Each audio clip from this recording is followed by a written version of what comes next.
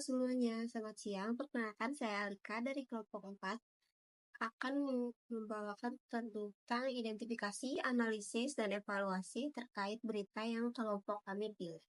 Pertama, identifikasi.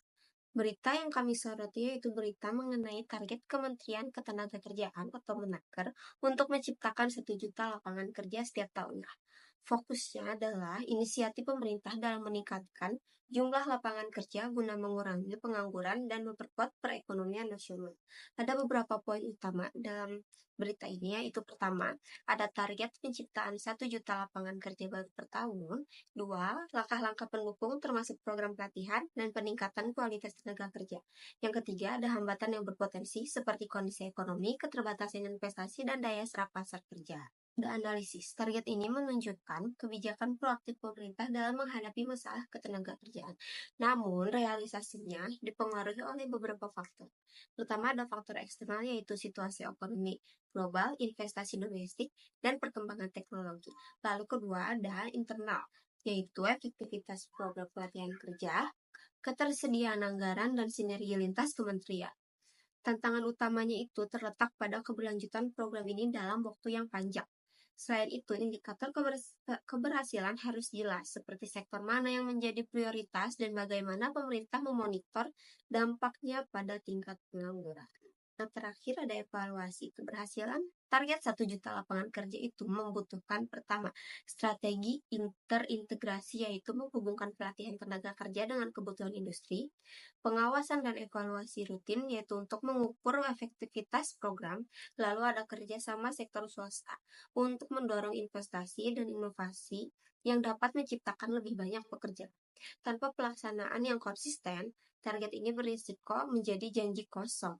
Oleh karena itu, diperlukan komunikasi yang baik antara pemerintah dan masyarakat untuk mengukur keberhasilan program ini secara nyata. Perkenalkan, nama saya Lis Oktaviani dari KKHI 2024.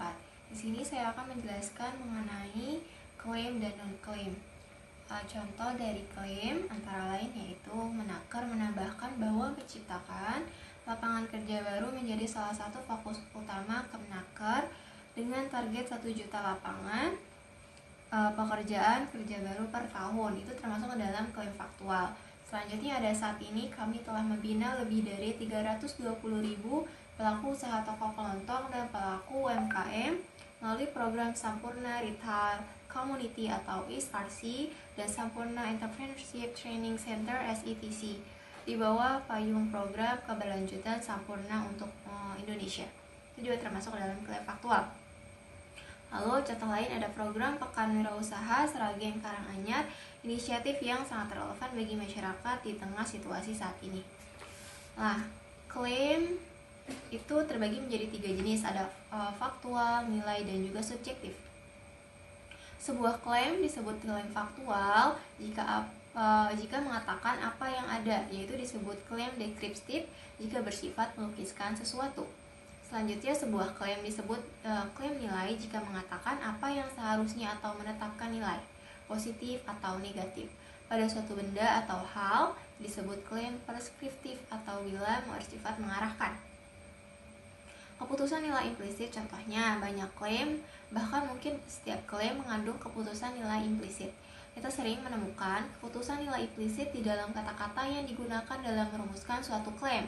Selanjutnya ada non-claim. Contoh non-claim yaitu saya ingin mendengar kisah sukses dari Bapak Ibu 3 bulan lagi, gitu termasuk ke dalam non-claim. Lalu ada ini, nanti kita akan kerjasama dengan perusahaan-perusahaan bagaimana agar perusahaan-perusahaan daya saingnya meningkat. Itu termasuk ke dalam non-claim. Apa itu non-claim? Berbeda dengan claim, non-claim itu tidak sesuai dengan fakta atau tidak dapat dievaluasi kebenarannya. Dia bisa muncul di pertanyaan, contohnya berapa harga rumah di Surabaya. Dia juga bisa dalam bentuk perintah, seperti pergilah sekarang juga. Bisa juga dalam bentuk seruan seperti adu, dan juga fragmen. Contohnya saya adalah, lalu perang antara Indonesia dan juga Belanda pada tahun 1920. Nama saya Anastasia Winnie Yolanda. Selanjutnya, saya akan menjelaskan mengenai argumen dan counter-argumen dari artikel yang kelompok kami pilih, yaitu Menaker Bidik 1 juta lapangan kerja baru per tahun. Lalu, apa itu argumen? Argumen merupakan suatu usaha untuk membuktikan atau mendukung sebuah kesimpulan dengan memberikan alasan yang meyakinkan. Argumen terdiri dari premis yang berfungsi sebagai bukti dari sebuah kesimpulan. Argumen bertujuan untuk membuktikan atau meyakinkan suatu klaim berdasarkan logika. Lalu, ada counter-argumen. Counter-argumen itu merupakan tanggapan yang menentang atau menyanggah dari suatu argumen. Tujuannya adalah menunjukkan kelemahan, keterbatasan, atau ketidaktepatan dalam argumen yang diberikan. Lalu contoh argumen yang terdapat dalam artikel yaitu melalui program dan kerjasama dengan sektor swasta diharapkan akan tercipta ekosistem bisnis yang kuat dan mendukung produktivitas nasional.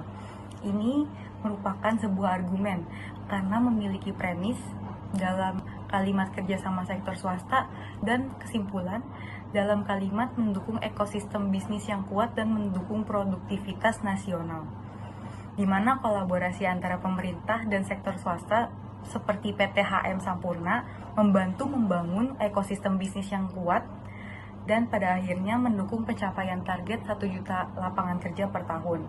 Lalu untuk counter argumennya, yaitu harapan terhadap kolaborasi dengan sektor swasta tidak menjamin hasil yang signifikan, mengingat banyaknya perusahaan yang menghadapi kendala mereka sendiri seperti daya asing yang terbatas dan ekonomi yang tidak stabil. Assalamualaikum warahmatullahi wabarakatuh. Perkenalkan, nama saya Diki Hermawan. Saya di sini akan menjelaskan pola-pola deduktif dan contoh dari induktif yang ada tentang Menaker Bidik 1 juta lapangan kerja baru per tahun. Oke, yang pertama ada pola deduktif tentang pelatihan dan pendidikan vokasi. Lapangan kerja hanya dapat tercipta jika tenaga kerja memiliki keterampilan yang sesuai dengan kebutuhan pasar. Menteri Ketenagakerjaan telah menetapkan program pelatihan vokasi untuk meningkatkan kompetensi tenaga kerja di bidang manufaktur, digital, dan agribisnis. Ada contoh spesifik pada tahun ini, 2024, yaitu pemerintah menargetkan melatih 500.000 tenaga kerja melalui Balai Latihan Kerja yang disebut BLK dan lembaga pelatihan lainnya yang tersebar di seluruh Indonesia. Kesimpulannya, program ini diharapkan dapat menjembatani kebutuhan tenaga kerja terampil dengan permintaan industri sehingga tercipta lapangan kerja baru. Dan pola yang kedua yaitu tentang deduktif tentang dukungan UMKM. UMKM merupakan tulang punggung ekonomi nasional yang mampu menyerap banyak tenaga kerja.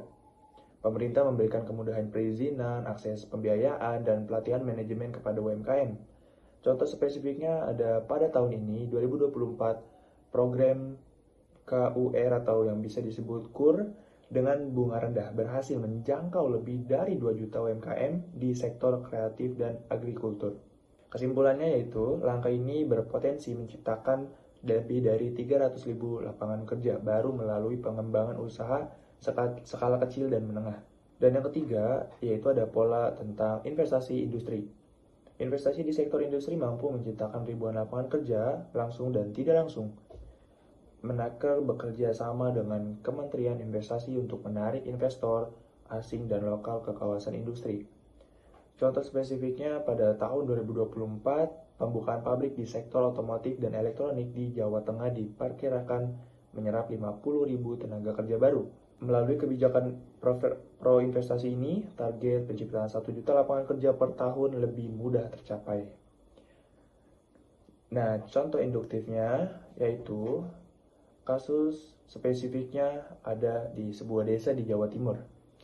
Pemerintah melalui Balai Latihan Kerja BLK melatih 500 pemuda dalam keterampilan pengelasan dan mekanik otomotif. Setelah pelatihan, 80% dari mereka langsung diterima bekerja di perusahaan lokal. Kasus lainnya yaitu ada di Bandung. Program pelatihan digital marketing melibatkan 300 peserta di mana 50% berhasil membuka usaha sendiri. Sementara sisanya mendapat pekerjaan di startup lokal.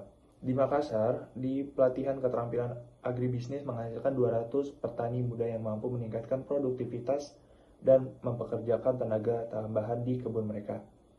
Kesimpulannya yaitu berdasarkan keberhasilan program pelatihan di berbagai daerah, Mereka yakin bahwa inisiatif serupa dapat menciptakan 1 juta lapangan kerja baru per tahun jika diterapkan secara luas. Dan yang kedua ada seorang pengusaha kecil di Yogyakarta menerima bantuan modal dan pelatihan manajemen usaha dari program pemerintah. Dengan bantuan tersebut, ia mampu mengadakan produksinya dan merekrut 10 pekerja baru. Di Surabaya ada program KUR membantu lebih dari 100 usaha kecil meningkatkan kapasitas produksi, menyerap lebih dari 500 tenaga kerja. Kesimpulannya yaitu ada dengan mendukung UMKM melalui kredit, pelatihan, dan akses pasar, target penciptaan lapangan kerja yang signifikan dapat tercapai. Kesesatan informal adalah kesalahan dalam penawaran yang tidak mengikuti aturan logika formal. Dalam konteks berita, kesesatan ini seringkali disisipkan secara halus sehingga sulit terdeteksi.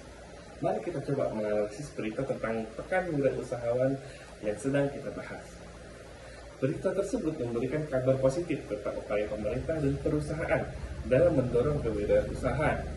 Namun, jika kita cermati lagi lebih dalam, terdapat beberapa potensi kesesatan informal. Salah satunya adalah asumsi bahwa program ini itu akan secara otomatis menciptakan lapangan kerja baru. Ini adalah contoh dari kesesatan informal, di mana kita menghubungkan dua peristiwa secara kausal atau pembukti yang kuat. Padahal, banyak sekali faktor-faktor yang mempengaruhi terciptanya lapangan kerja, seperti kondisi ekonomi, kebijakan pemerintah, hingga kemampuan pelaku usaha itu sendiri. Selain itu, berita tersebut juga cenderung menggeneralisir keberhasilan program ini. Seolah-olah program ini tuh pasti bakal berhasil gitu. Padahal, setiap daerah memiliki kondisi ekonomi yang berbeda-beda. Apa yang berhasil di satu daerah, belum tentu bisa berhasil di daerah yang lain. Nah, ini adalah contoh dari kesesatan hasty generalization. Kemudian, mengapa kita perlu mewaspadai kesesatan informal dalam berita? 1. Mencegah kesalahan dalam mengambil keputusan. Dengan mengenali kesesatan informal, kita dapat menghindari keputusan yang salah berdasarkan informasi yang tidak akurat. 2. Meningkatkan kemampuan berpikir. Kemampuan berpikir kritis ini kita dapat menganalisis berita secara kritis. Dengan demikian, membantu kita mengembangkan kemampuan berpikir yang lebih tajam dan mandiri. Dengan mengidentifikasi kesesatan informal ini, kita turut berkontribusi dalam menjaga kualitas informasi yang beredar. Terima kasih.